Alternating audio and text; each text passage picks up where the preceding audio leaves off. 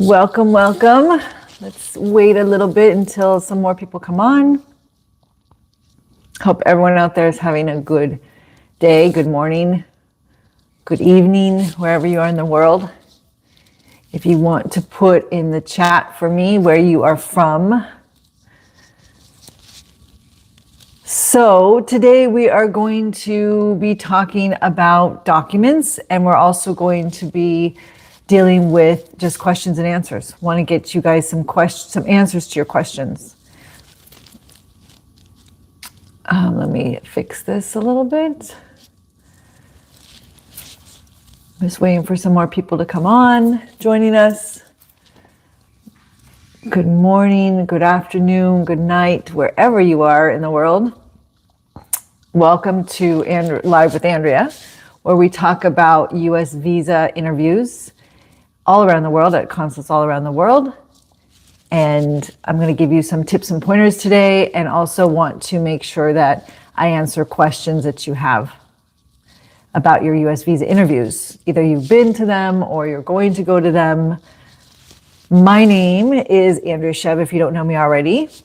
I am a U.S. immigration attorney. I've been doing this for over 20 years, so have lots of experience dealing with immigration, dealing with U.S. visa interviews all around the world, and have gotten people lots of visas over the last 20 plus years. So want to make sure to help all of you out there to get the best chance of getting approved for your visa. And today I want to talk about not only answering your questions, which I want to do the majority of the time. So if you have questions, make sure you put them in that chat. But also I want to talk about documents. Good afternoon from, where are you from? Let me know where you're from, Christopher. But make sure, you give me those questions so we can get those questions answered today, because that's really my main goal today, is to get those questions that you have about your U.S. visa interviews, either ones you've gone to or ones you're going to go to in the future, get those answers to your questions specifically, so then you have all the tools you need to get approved when you go to the actual interview. So make sure to give me those questions in the chat. Again, I'm Andrea Szew, if all of you don't know me already, and I've been doing immigration for a long time, and over 20 years. So I have a lot of experience dealing with U.S. visa interviews, so I want to give you all my knowledge and as much information I can give you so you can be successful and get approved your visa at your U.S. visa interview. So again, today I want to talk about documents you should bring, but more importantly than anything, like I've said, for those new that are joining, I want more today to actually get you answers to your questions. So if you have questions, make sure you put them in that chat so I can get to them today and I can get you the answers that you need. Because that's my main focus for today, is to get you the answers. And let me know in the chat where you're from, where you're coming from, what countries you're at. I see, Christopher, you're from Liberia. Amazing. Anyone else out there, please put in the chat where you're from. I'd love to know where everybody is watching. So make sure you put that in the chat. But let's get started. A few things before we start. Make sure that if you want the free visa interview guide, I'm going to put below this video after it finishes. It'll be posted on YouTube, and I'm going to put some links down there for you. So make sure you take a look at those links and click on them and get a free visa interview guide and get some other, information that you likely need for your U.S. visa interviews. So don't forget, after the video when this posts, to go back to the video and look underneath in the description, and we'll have all this information for you. Some free visa interview guides and checklists, some other links to other videos that are going to help you, and other information if you want to set up a consultation with me in the future. Make sure, you can hit the link below the video there too and set up a consultation so just you and I can meet and help you with your help you with your U.S. visa interview. All right, again, one more time. I'm Andrea Szew, U.S. immigration attorney. I've been doing this for over 20 years. I've gotten tons of people their visas at consulates all around the world. So today, and most lives that I do, I want to help you get to that approval with information that's good, information coming directly from an immigration attorney that you can rely on, and you can hopefully get yourself to that approval. So let's jump in. First, and if you have questions, I want to focus on questions today. So please put in the chat your questions so I can get to those. I see we have someone from India and Bangladesh. Welcome, welcome, welcome. I'm glad you're here. So let's start talking about one topic while all of you are getting on the chat or on live. I want to just talk a little bit about documents. Like, what documents do you have to bring to your US visa interview? What documents are critical documents? What documents are not really that critical, but you should bring them? And what documents you really don't need to bring? And then how you should bring them. So I want to kind of talk about those things while you guys are coming on. And again, today I really, really want to focus on your questions. So make sure you put in the chat your questions so I can get to those and I can answer them. And as soon as I start seeing some questions, I can stop and we can get into answering those, because that's what I kind of want to do today mostly. So what documents do we need? Can anyone tell me in the chat what documents you think for sure we need? Obviously, and I want to hear your input, but I'm going to start with the main document you need when you go for your US visa interview is your passport. And make sure it's valid, make sure it's up to date, and make sure you bring it to your interview. If you've had visas before, you want to also bring the passports that had the prior visas in them if you don't have them in your current visa, in your current passport. So make sure you bring with you your passport. Second document that you have to bring with you is your appointment confirmation notice. When you make your appointment online, they will give you an appointment notice. So make sure you bring with you your appointment notice. Don't forget it. That will have where you're going, it will have some instructions on it, it will have what time you have to be there, and you will have to likely show that in order to get into the consulate when you get there. So don't forget to bring your interview notice. The third main document that you want to bring is your DS-160 confirmation page. Don't forget to bring your DS-160 confirmation page. It's what you will get when you fill out your DS-160 application online and you print, after you finish it, you have to print the DS-160 confirmation page because you need to bring that with you to your interview. If you don't have it, there's usually an issue. It'll have the number of your confirmation on it, which is usually AA and a number, and it'll have your information on it. And so that is a key document for the interview. Thank you so much, Weston. Thank you for sharing I'm happy to share all this information with all of you. I've been doing this a really long time, so I want to really get all the information I can out to you so all of you out there can get an approval when you go to your US visa interview. Because that's what we all want. We don't want to deal with these denials, the 214Bs, all this mess. We want to get an approval at our US visa interview. So hopefully the information I can give you and any questions, remember, please put questions in the chat so I can answer them for you today, because that's what I really, really want to focus on. So don't hesitate, put them in there and let's talk about them. So the DS-160 confirmation page is the third document. Your appointment notice is the second document. The first document is your passport. Let me answer this question while we get it, because really today, you guys, I really want to focus on questions. So let me answer this question that just came through. It says previously J1 visa denial under 214B on March 10th. I'm sorry that happened. And I got a job on a cruise line and applied for C1D. Again, visa denial under 214B. What should I do to get success next time? Well, most importantly, you need to figure out why you were denied. So can you write in the chat what consulate you're going to, so I know what consulate you were at that you got denied? Because that'll be helpful. But mostly 214B denials come from issues with regard to ties to your home country. So if the fact that you had a J1 visa, previously J1 visa, you were denied a J1 visa before. Well, usually 214B issues come because of lack of ties to your home country or something else that you're maybe not aware of. But likely that might be it. So when you go in again, make sure before you go in again, really, that you sit down and you try to figure out what were the questions you were asked and what were the answers that you gave and what things did you do that didn't show ties to your home country. Because if you go in and you say exactly the same thing as you did last time, likely you're going to get denied again. So if you're trying to work on a cruise line and get a C visa, you have to show non-immigrant intent and you have to show that you have ties back to your home country. And if you don't, you're going to get denied again.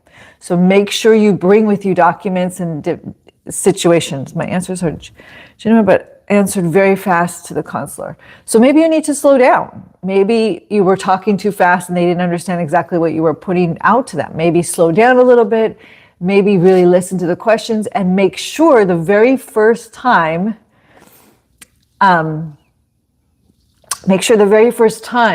you speak about anything, that you have everything in order and you know exactly what's going on.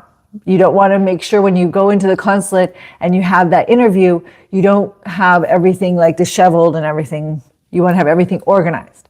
So make sure that you stay calm. Make sure you have your story, which when you first go into your interview, you want to make sure the first thing you say is your story, which is why are you going? How long are you staying? And why do you have to come back to your home country? And for you, the one who asked the question out there, I don't have your name because I can't read your handle, but make sure you know why you have to come back to your home country, especially for a cruise visa, because you're going to be gone for a very long time on a cruise visa working on a ship. So you have to say why. Either you have someone at home, your family's all at home, or something that's going to make them believe that you have to come home after the termination of your stay under your C visa, or you're working on the cruise ship. I hope that answered the question. So anyone else that has questions, please make sure to put in the chat the questions so we can get to them. And please let me know what consulate you're going to, because a lot of times that might help me make a decision of what consulate you're going to decide how to answer the question. Okay, so make sure you put in there what consulate in the world you'll be going to. All right, while I'm waiting for more questions, let's get back to the document. So we talked about make sure you bring your appointment notice, make sure you bring your DS-160 confirmation page, make sure you bring your passport and a prior passport if a prior passport has a visa in it, because you want to show them your prior visa. A lot of time they'll want to see that. And the last one is documents. Documents that are critical to your interview. Because right now I'm talking about the things you have to bring to your interview. And the documents are super important. The documents would be, for example, if you're going in for a spousal visa, make sure you have a certified copy of your marriage certificate. If you're going in as a child, or you're bringing your child with you to your interview, make sure you have the certified copy or the original of the birth certificate. So that is an absolute must. The other documents that you probably want to bring, which are not necessarily critical and they might not look at, is the next group of documents that I want to talk about. But one thing I want to mention about the documents is whatever documents you bring, make sure your name is consistent throughout the documents. That's really important. Making sure the name is consistent throughout all your documents. You don't want to have your name, one last name on one document, and then the next document you have a different last name.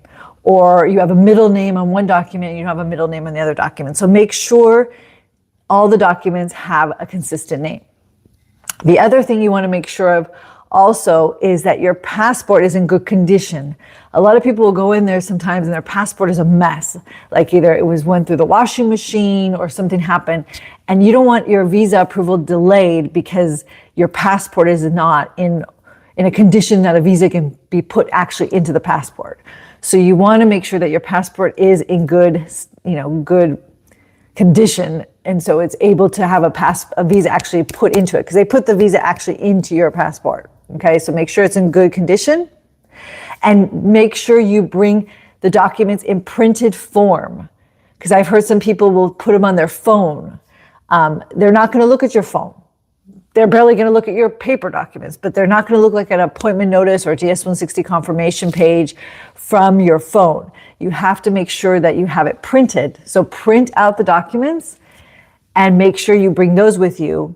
Do not bring just your cell phone with the documents on your cell phone. That's not going to help you. It's in fact going to hurt you, and they might send you away because they can't use those documents or they can't let you in without the actual paper documents. So print the appointment confirmation page, print the DS-160, print your, you're not going to print it, but have your paper birth certificate, not like a screenshot of it or not like a picture of it. Bring your actual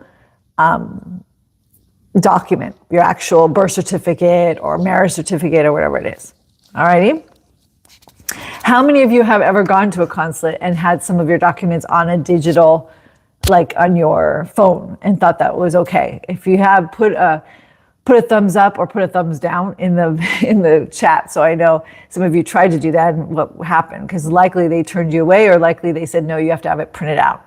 Unless you had a really gracious officer that maybe was like, oh, okay, I'll deal with it. I'll let you come in with a digital copy of it. But very, very rarely will the consulates let you in with digital copies of any of those key documents. Thank you, everyone, for joining today. Anyone who's new that just jumped on, I'm Andrea Szew. I'm an immigration attorney with over 20 years of experience. I've been doing this forever, and I'm here to help all of you get that approval on your visa at your U.S. visa interview in the consulates around the world. So please, if you have questions, put them in the chat. Someone's asking me about an L1 visa.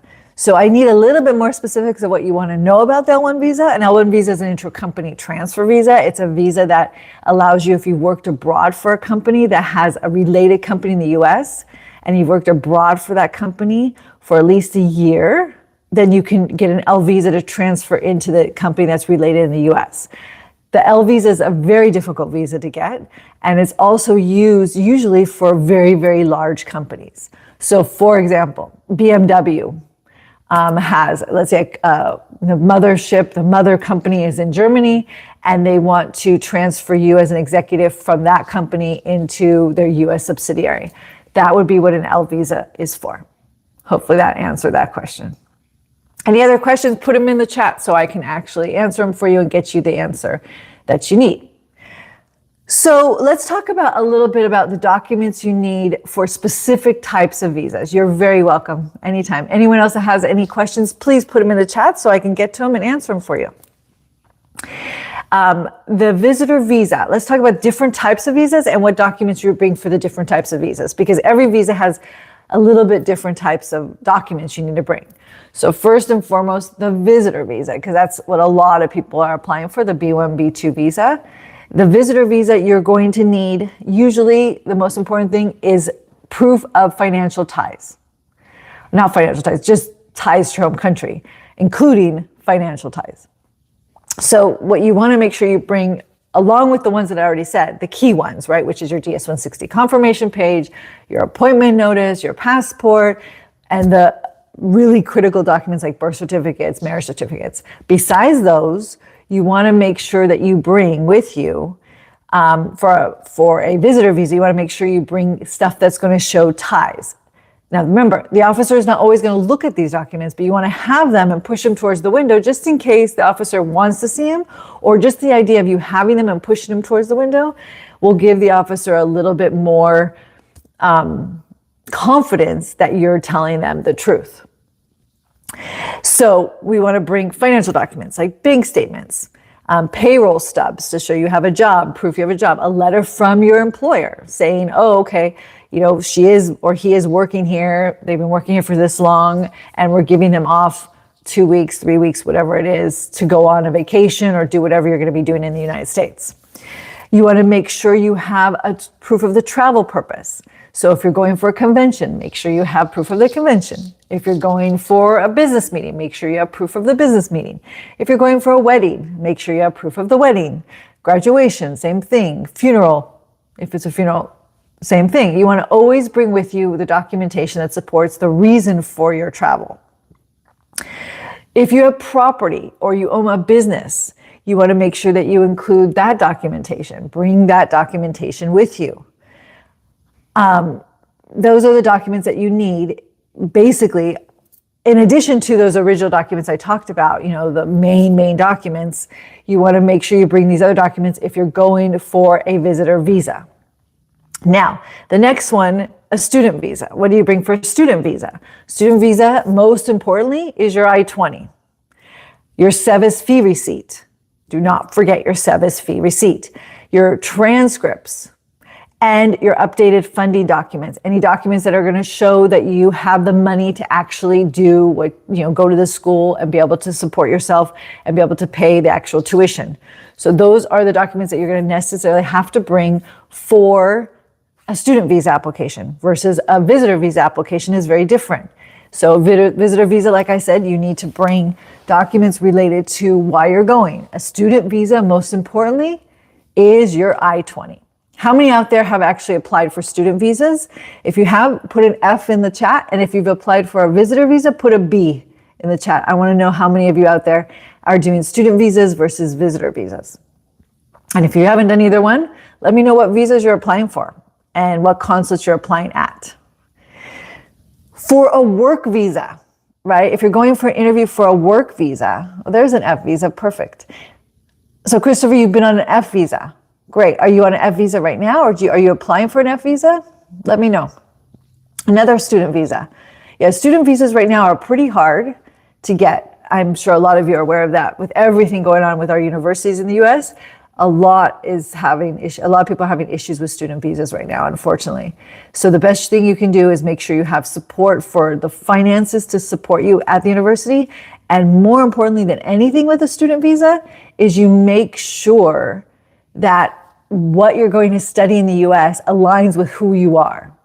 I've heard more and more denials with regard to people going into consulates for student visas, and they want to study architecture or a master's in architecture, but their undergrad degree or their lower degree is in math, or in, more importantly, math's a little bit related to architecture, but it's in a field that's completely different, like history or something like that, that has no relation, and they have been working in architecture and they have no connection to architecture.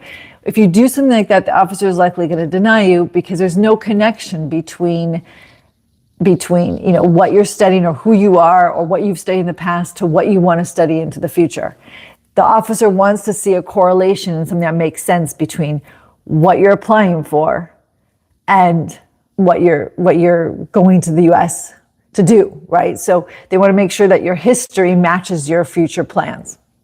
And I see a lot of denials based on that. And there's usually a reason why you want to get that master's. You're just not explaining to the officer maybe as well as you should to make sure they understand the correlation. They're saying, what do you want to study? And you tell them, I want to get a master's in architecture, but you don't go in and you don't say, what the story is. So you have to make sure that you make a correlation between the two if you're applying for a student visa. It's really important. So the last group of visas is work visas. Remember, if you have questions, please put them in the chat so I can answer them, because my main goal here is to answer your questions. Here's a question. Let me answer this. Ma'am, my profile is strong and I genuinely plan to return after completing my graduation, but since I've never traveled abroad before, will that affect my chances? That's a great question. White Wolf, that's great. You don't have to have traveled abroad to get your visa approved. That is one small little element that the officers look at. They do not worry so much about your travel abroad and how much travel you've done. In fact, sometimes it can hurt you if you've traveled too much. So they really want to make sure that it's not really a factor. I wouldn't worry about it too much. I think it's one piece of the puzzle. I think it's one element that the officers will look at, but it's not something that you have to be concerned about when you're going in for your visa, that I haven't traveled that much before. Just make sure you have strong ties to your home country. And if you haven't traveled that much, you probably have very strong ties to your home country. So make sure that you have clear evidence of your ties to your home country. You have a very, very clear story when you go to that window.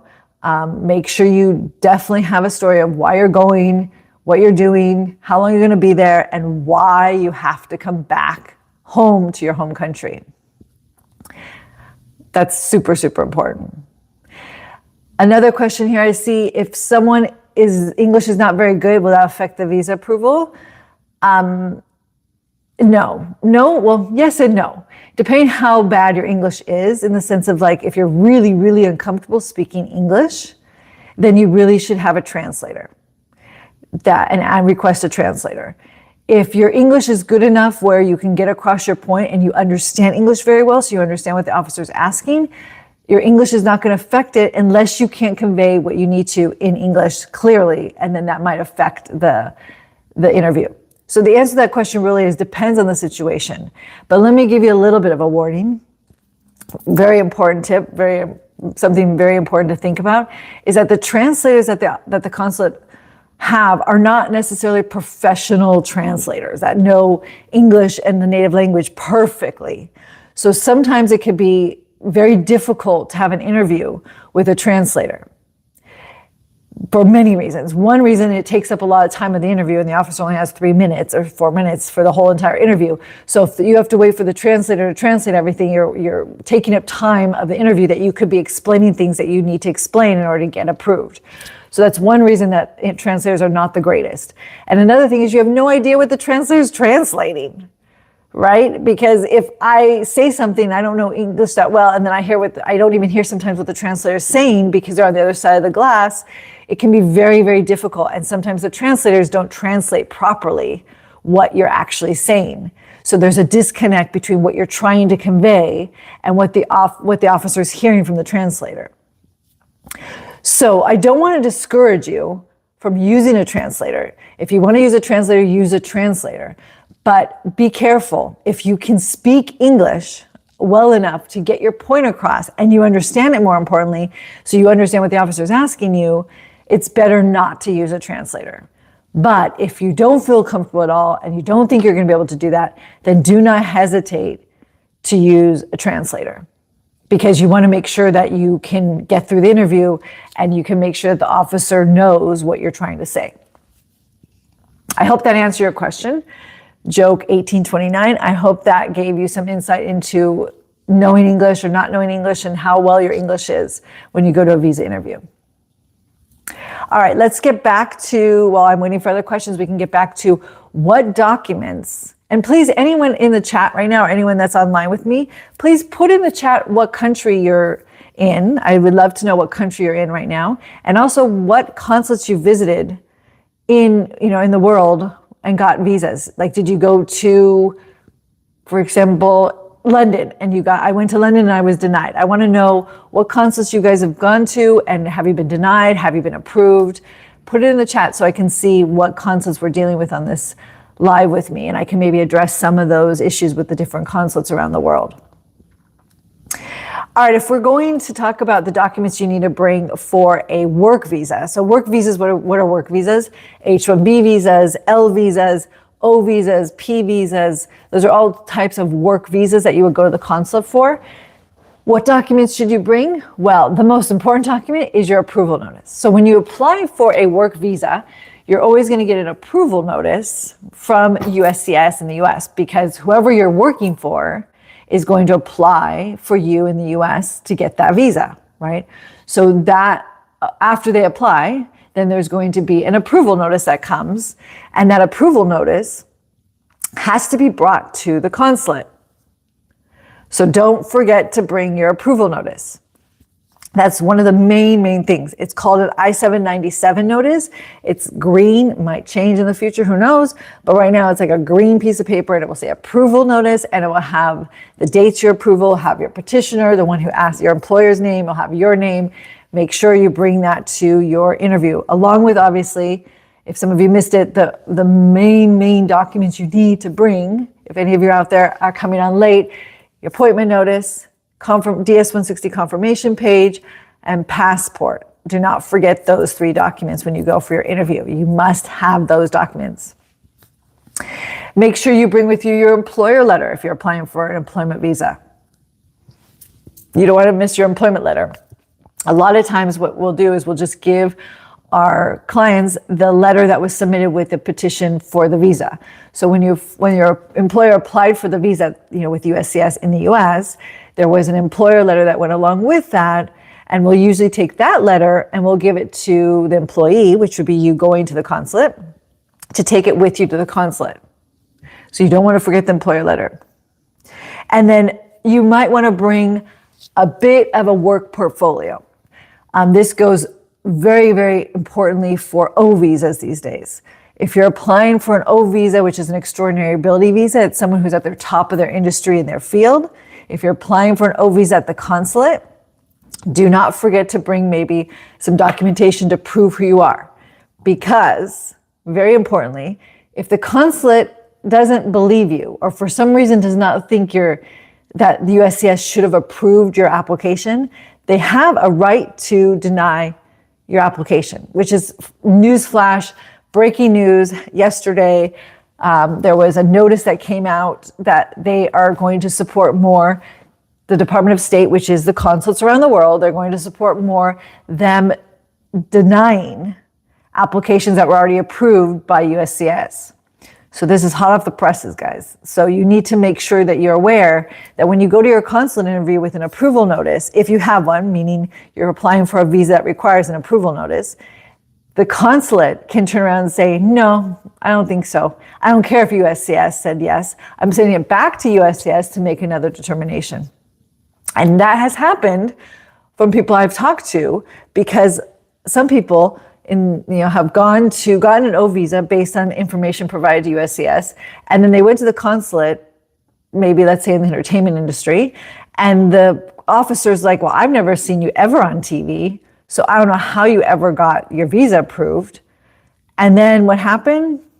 They got denied because the consulate didn't believe that the O visa application was significant or was up to par with getting them that O visa. So you want to make sure that you bring with you proof, just in case you get that officer that's kind of like, I don't know if you're really as extraordinary as you think you are. So make sure that if that's the case, you have documentation. You can say to them, well, I brought documentation with me to prove to you that I really am extraordinary and I really deserve this visa. All right, guys, don't forget to put in the chat any questions you have, because I really, really want to answer some of your questions and get you the answers you need so you can get that approval on that visa interview. And don't forget to tell me where you are in the world. If you're online right now, put in the chat where you are. I would love to know what countries you guys are in right now. All right, one thing that I want to bring up now is something that's super, super important that just happened recently. There was new legislation. Well, it's not really legislation. It's more policy related that Trump put into effect about going to countries for interviews and you're not resident or citizen of those countries. So listen to this. This is super important because this just happened starting in September. And what it is that if you are not resident or a national of the country that you're applying for a visa in, you likely will not be able to apply for a visa in that country. So before, we would a lot of times go to countries, they're called third country national countries. So if I'm a Indian citizen and I don't want to wait a year for a visa appointment in India, then I can maybe go to the Bahamas and get my visa. And it was perfectly fine to do that. A lot of people did that. A lot of people went all over the world looking. It was like consulate shopping, right? To see what consulates have shorter wait times so I can get my visa faster, or which consulates are easier consulates so I can get my visa easier. Well, those days are gone starting in September. You could only go to the consulate that you are a national of or you're resident in. You can no longer go to whatever consulate you want to go in the world and be able to apply. So that's a big, big, big change to what we were doing before. So those days are over. There are some exceptions to that. And be very careful if you're in a country on work authorization or something and you think, okay, well, I'm resident here, I can apply here. Be very careful because what they will consider you being a resident of the country to be able to apply might be different depending on the country you're in. So just because you have a work authorization in a country or you're working temporarily in a country does not necessarily mean that they will accept you into the consulate for an interview under these new rules. So we are seeing a lot of pushback by that. And a lot of the countries are very happy with that because then they don't have to take in all these other people that they don't want to take in because their consulate's not as busy. They rather stay not busy, I guess. So make sure you understand that it depends on the country and it depends on the situation and it depends on the type of visa and it depends on a lot of things. But most of the time, the new rule is starting in September that you could only go to the country that you are a national of. So you're holding the passport of that country or you're resident in. So in the US, a permanent resident. So someone who's legally resident in that country can actually get a visa issued in that country. So be very careful. Those days are over. A lot of people still want to go to third countries and they're going to sometimes allow you to make the appointment online, which is tricky too. I've seen them allow the appointment to get online and then they'll show up for the interview And what will happen is they'll turn them away, which is very sad. So you go to the interview and then you get turned away because you're not a resident or national of that country. And it would be really nice of them if they actually told you that when you're making the appointment, because that would save you a lot of time and a lot of aggravation, because a lot of people fly to these particular countries in order to get appointments. And now they get to the door after all that expense, all that time, and they say, sorry, you can't apply here because you're not a citizen of this country. So make sure you don't go and do that and say, oh, well, I was fine because I actually was able to make an appointment. If any of you out there have done this lately and had an issue with it, put in the chat for me a thumbs up or something, so I know that some of you are experiencing this. But if you go to a consulate and even though they gave you an appointment, it doesn't mean that they can't turn you away at the door. So be very, very careful with that. It's a new rules. Alrighty. Anyone out there have questions? Don't forget to put them in the chat. You guys are very quiet today. So go ahead and put them in the chat if you have any questions about visa interviews, and let me know where you are in the world. Let me know what consulates you're going to. I want to know so I can give you tips and pointers about those particular consulates that you're going to, if I have any for that particular consulate. So while I'm waiting for more questions, I'm surprised that more of you don't have questions out there for me. But let's keep going. So we want to make sure that some documents you don't necessarily have to bring with you. But you can bring if you want. You can bring family documents of different relationships if you want.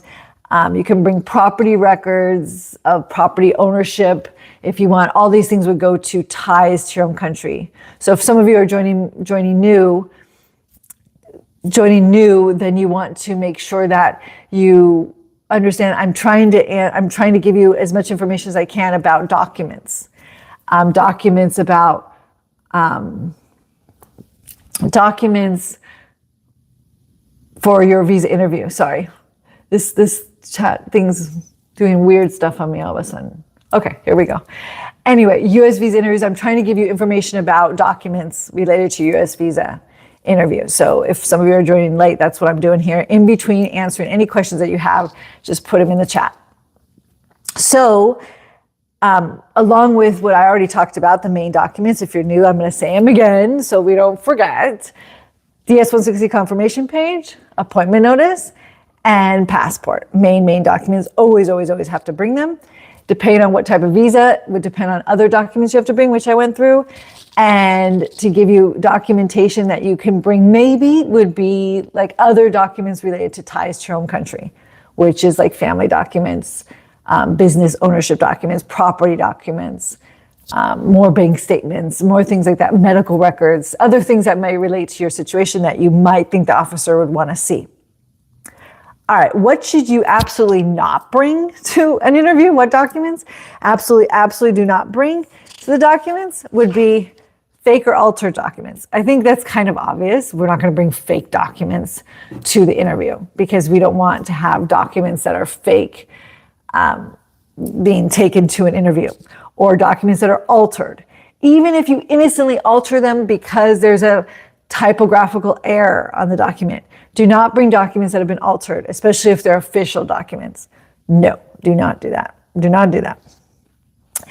Do not bring long explanations, meaning do not bring a letter from someone that's 16 pages long. The officer would never in a million years read it. They'll barely even read one page, let alone bringing a document that's like 15 pages long or even 2 or 3 pages long. You want to keep everything very short and concise. A one-page document if you have to bring something. And don't bring things that are irrelevant. Like, don't bring things about people or things that have nothing at all to do with you or your visa application or ties to your home country. Don't go and just bring documents just to bring documents because you think it's going to look better if you have a stack of documents than if you only have 1 or 2 things. So just don't bring things that are just to bring. Don't do that. That's ridiculous. And do not hand them any documents unless you're asked. Now, this is very important.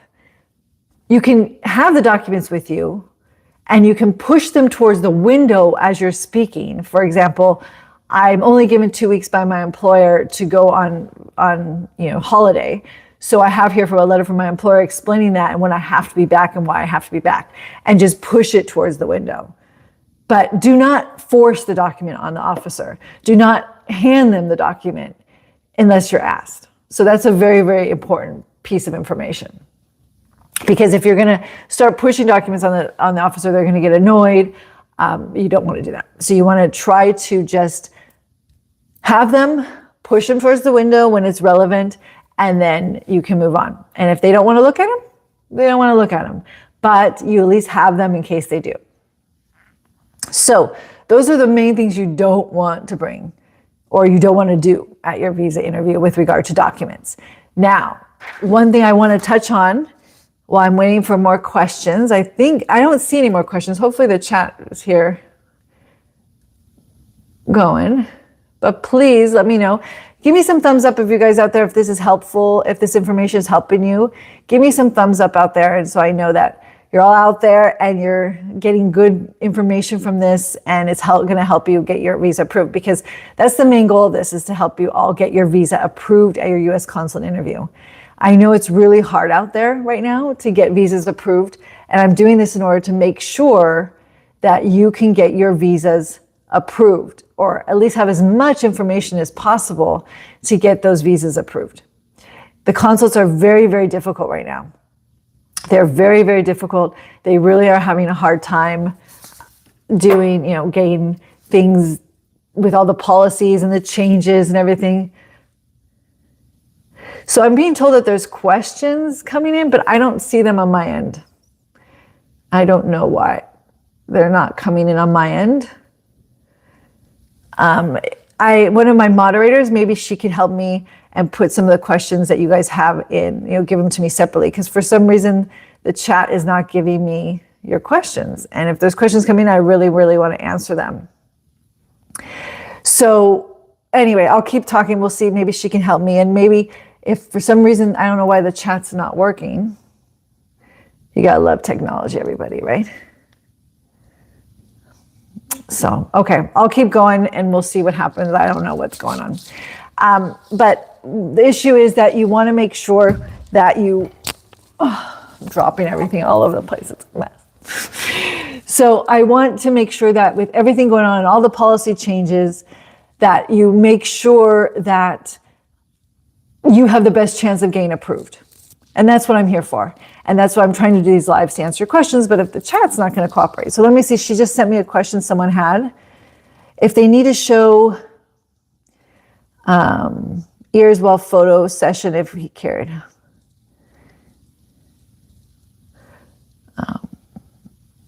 It really depends on if your ears need to be shown. Usually you have to go by the specifications of what is online with regards to photos when you come to the consulate. You have to make sure that whatever specifications are on there, you follow them. If there's religious or cultural reasons why you cannot show your ears, then that needs to be explained to the officer, and they will tell you if you can or you cannot. And then you have to make a decision of what you want to do. But usually you have to go by the specifications that are on the website of the U.S. Department of State. So make sure you go by that specifications. And then, like I said, if there's a cultural or religious reason why you can't, then you need to explain that to them. And then depending on what they say to you, you have to make a decision on what you want to do. It's a little bit hard. It's a hard situation. Let me see what other questions she's sending me here. What should you wear? That's a question. What should you wear to your interview? You should wear clothes that you would wear to a job interview. Let's put it that way. I think that's the best way to say it. You're not going out to lunch with a friend. You're not going to the beach, so you don't want to wear clothes like that. But you want to dress like you're going to an interview with, a job interview. You want to dress respectfully and you want to dress appropriately, but you don't have to wear like a formal suit all the time. You don't have to dress in like formal attire. You can just dress in anything that's professional looking. You want to look respectful. You don't want to come in with shirts with like big logos on the front or big like sayings that will distract the officer or think, why are they wearing that shirt? That's kind of strange. So you want to make sure that you bring you dress appropriately. And what I always tell everyone, like I said, is dress like you're going to a job interview. Don't dress like you're going to the beach or out with a friend. That's the best advice I can give you for that. Let's see, someone else said, I don't know why this chat's not working. This is extremely frustrating. I'm sorry, but we'll have to blame YouTube on this one because I don't know why it turned off. Let me just see here really quick. Bear with me a second. I want to see if for some reason the chat got turned off.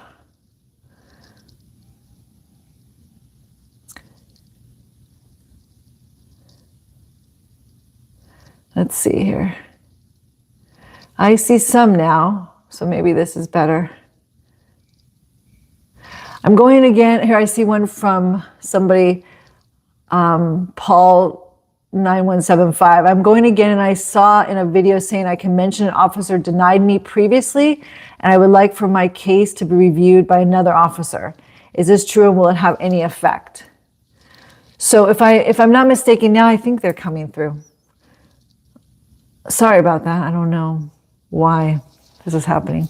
Can anyone give me a thumbs up on here just so I know that it's working? Just give me some thumbs up in the chat so I know that you guys are there and that this is actually working now. Let me just see here. Okay, let's see. Thank you, thank you. Okay, I think we're back on.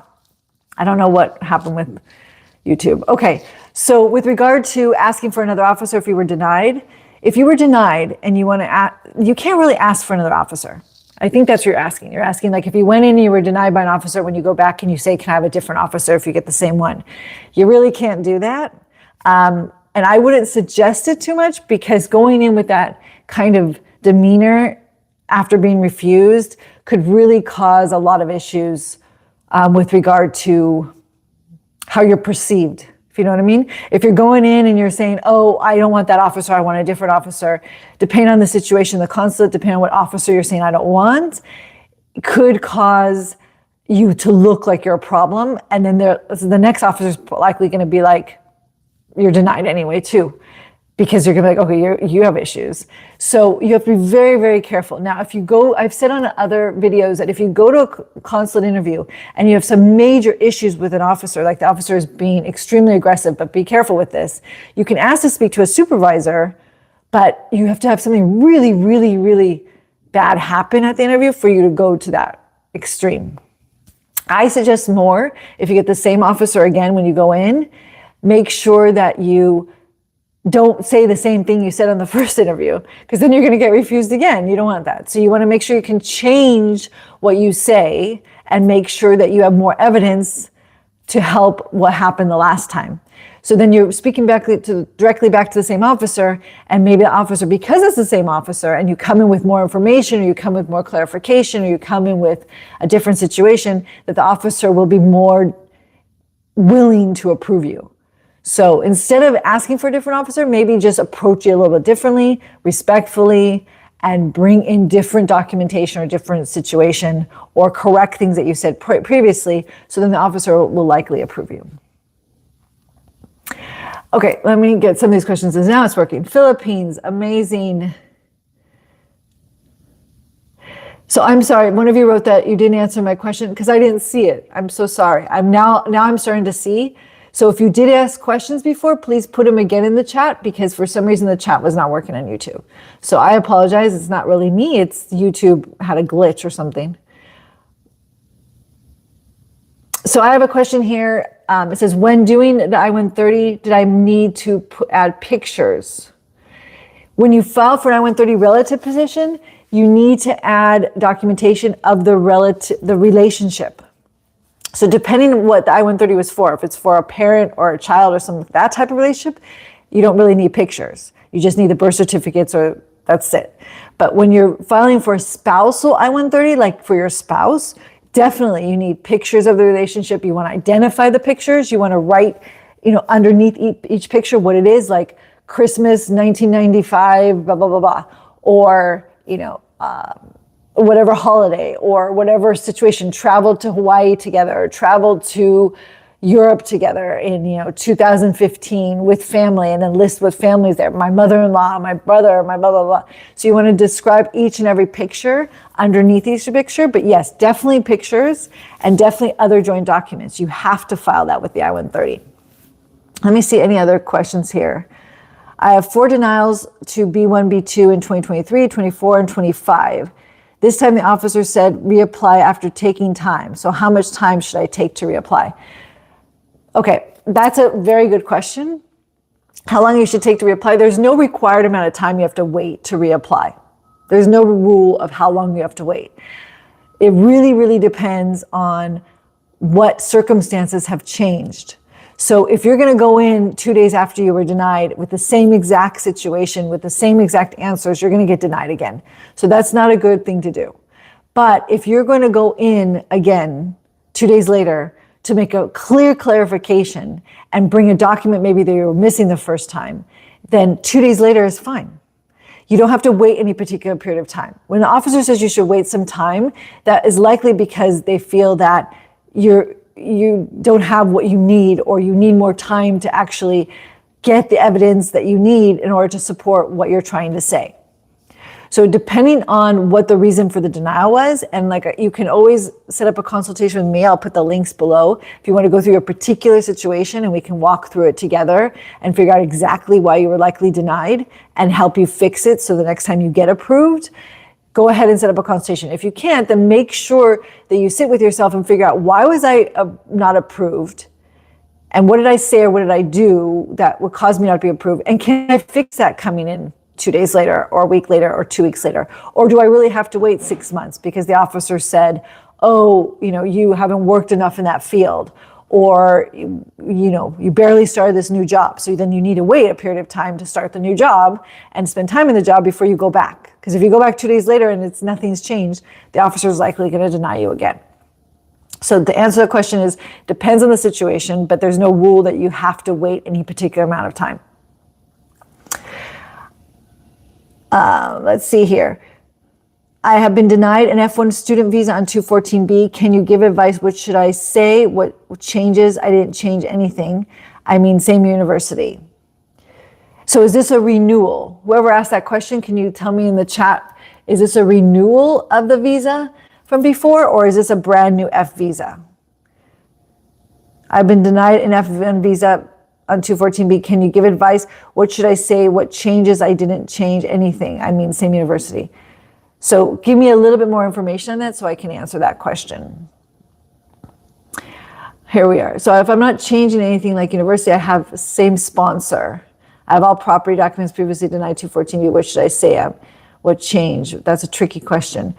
Yeah, what changed? It's a tricky question. It's a tricky answer because it's hard for me to be able to tell not knowing what the questions were and what the answers you gave.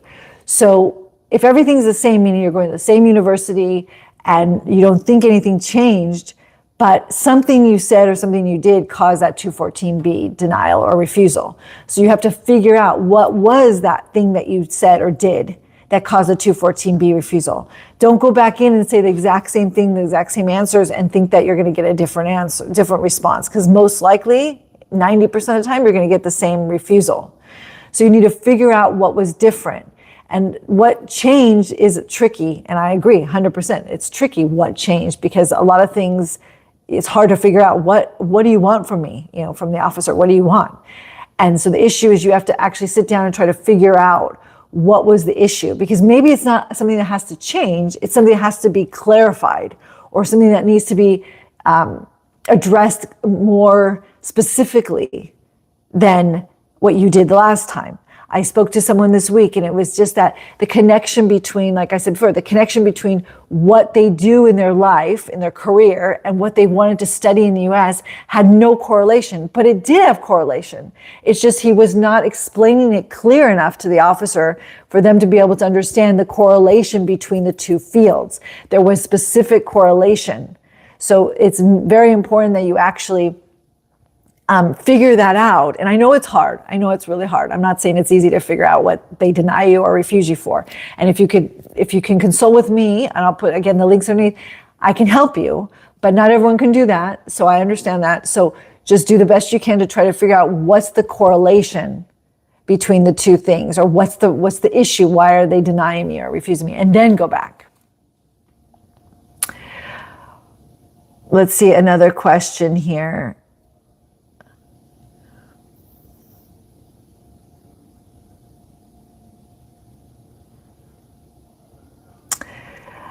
All right, let me see here what else we can answer now that I'm catching up with these.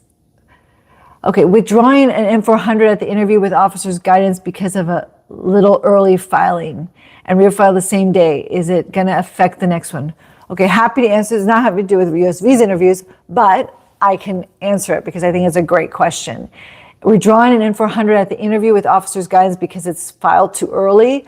I'm really surprised it got to the interview, because usually they'll send it back if you don't qualify, like you filed too early.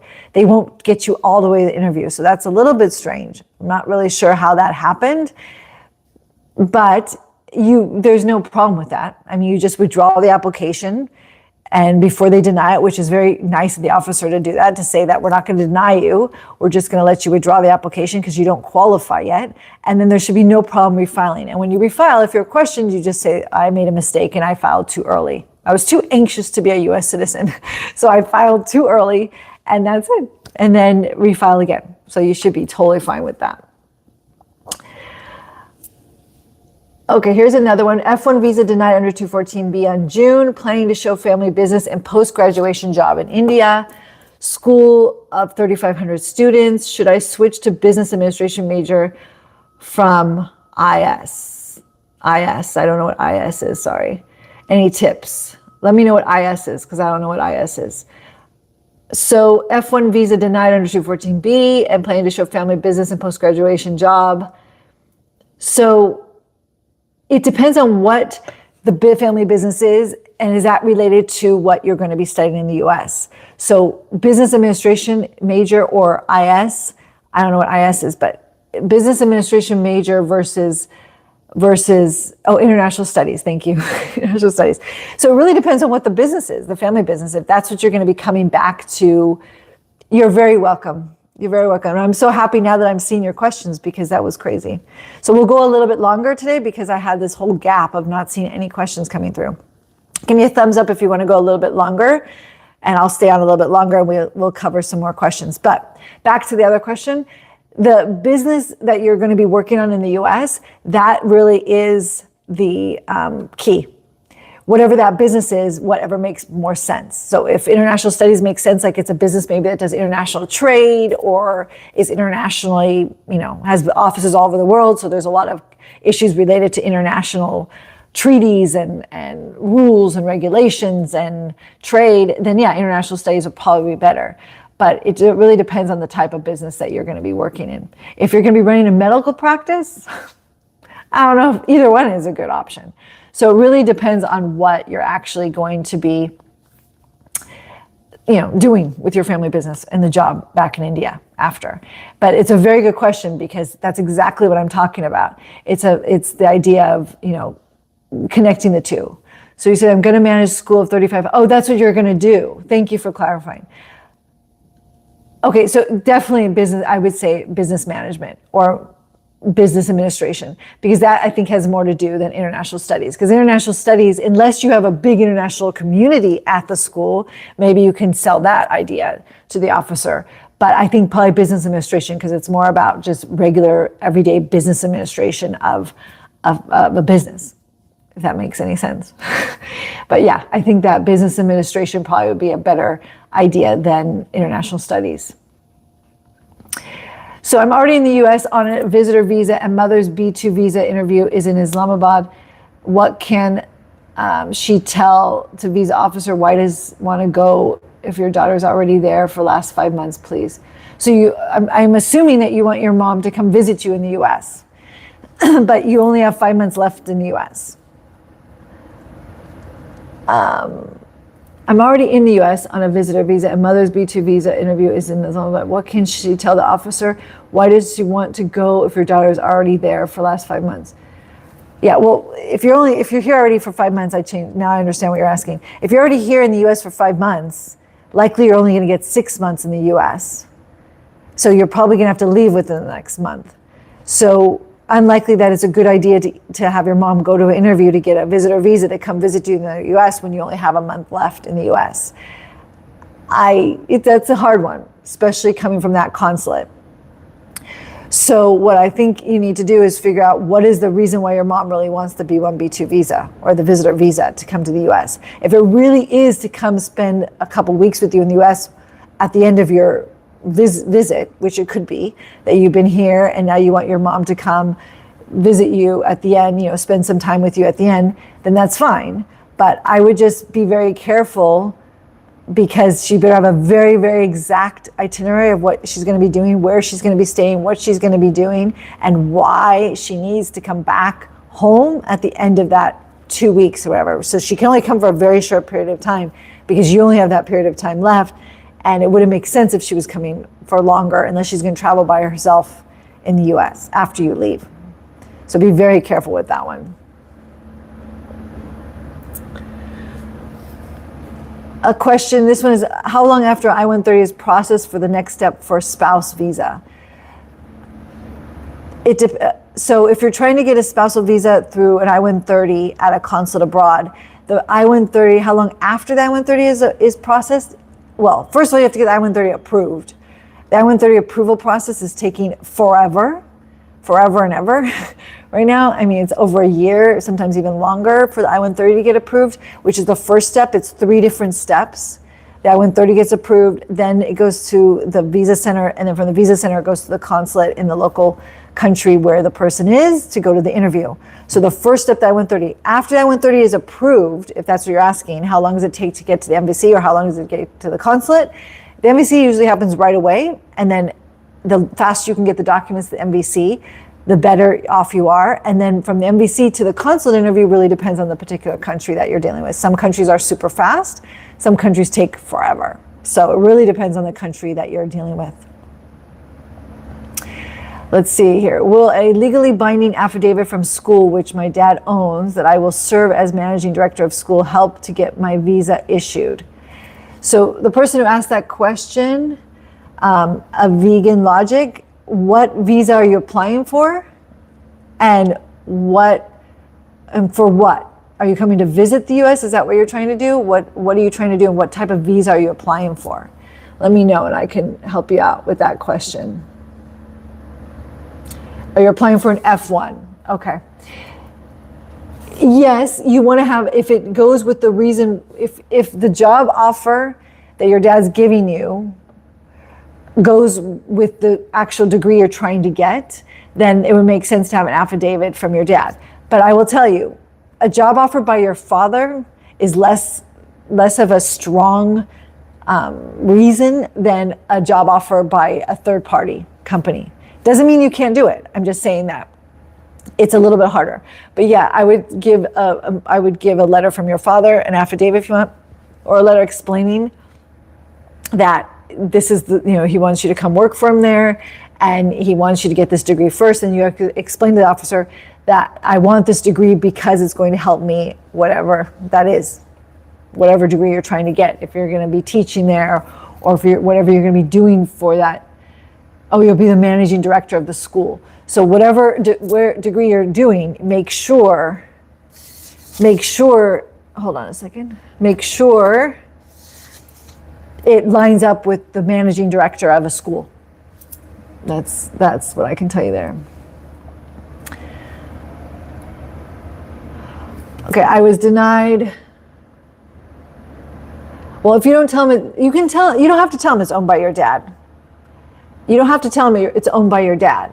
But if you don't tell him it's owned by your dad and then it comes out that it's owned by your dad, it might be weird. Now, you don't have to bring forth that information that's owned by your dad up front because it really doesn't matter. But if asked directly, you need to tell him the truth. Always. That it's your dad's company. Otherwise, it's fine. You don't have to bring up your dad because your dad really has nothing to do with the situation. You can just have a letter from the company or from the school. I'm going for a PhD at 24 and have about 2 years of work experience. Could this be an issue? Also, I have a couple of social media that are active but not using. What do I do? Okay, great question. Thank you for that question. the 2 years experience is important for a PhD program, especially if the 2 years of experience is in relation to what you're going to be studying under your PhD. So again, whatever you've done in your life, whatever your career goals are, whatever you've been studying, whatever you've been working as, or whatever you've been doing in your life, it has to line up with what you're going to be studying in the US. Otherwise, they're going to push back. Now, you're young, you're 24, but that doesn't mean anything because there's a lot of very, very intelligent people that are young that are getting PhDs these days. You just have to make sure that the story, your story, makes sense. If you're going to do a PhD in something that has nothing to do with anything you've done in your life or anything you want to do in your life, then it's not going to work. And if you haven't, it says you have 2 years work experience. So hopefully that 2 years work experience goes along with what you're going to study in your PhD. Then you should be fine.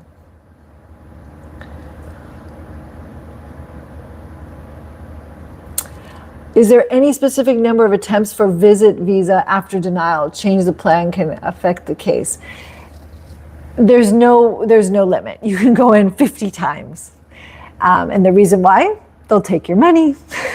They will always take your money for your visa fee. So they will always take your money and they will always let you take another appointment. So there's nothing wrong with going again and again and again. The issue is that why would you want to go again and again and again and again and keep getting denied and keep paying the fee over and over and over again when you gain denied? So I really suggest if you keep getting denied that you invest in maybe doing a consult with me or something in order to determine what is the reason why you keep getting denied before you go in again and again and again. So you want to try to fix the problem before you keep going into the consulate and keep getting denials. Next question, I was denied F1 in 2024 under 214B. Do I need to pay another SEVIS fee since I paid in July 2024 and it is still active? When I checked, I have another F1 visa interview in December. You want to just check if your SEVIS fee is active, and if it's still valid, then you can use it again if you never used it. Because if you never got the F1 visa to go study and you never went to study and you never did anything with it, then the SEVIS fee should be valid still.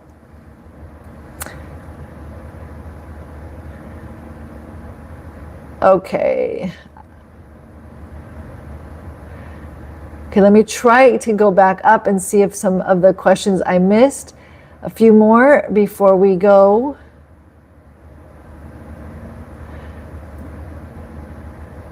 Please give me some thumbs up or some emojis out there so I know that all this is helpful for you. If you like the idea of me doing more question and answers on the lives as opposed to just information, or if you like the combination, write combo. If you like the combination of information and questions and answers, or if you just want me to focus on questions and answers, happy to do that. Just write Q&A in the chat so I know. Let me go back up here to some of these that are from when I wasn't getting them.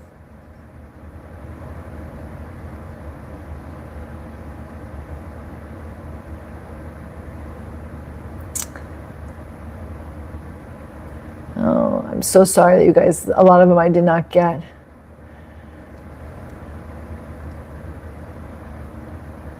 Okay, one more question here. Let me see if I can get one that I didn't answer because of our little glitch.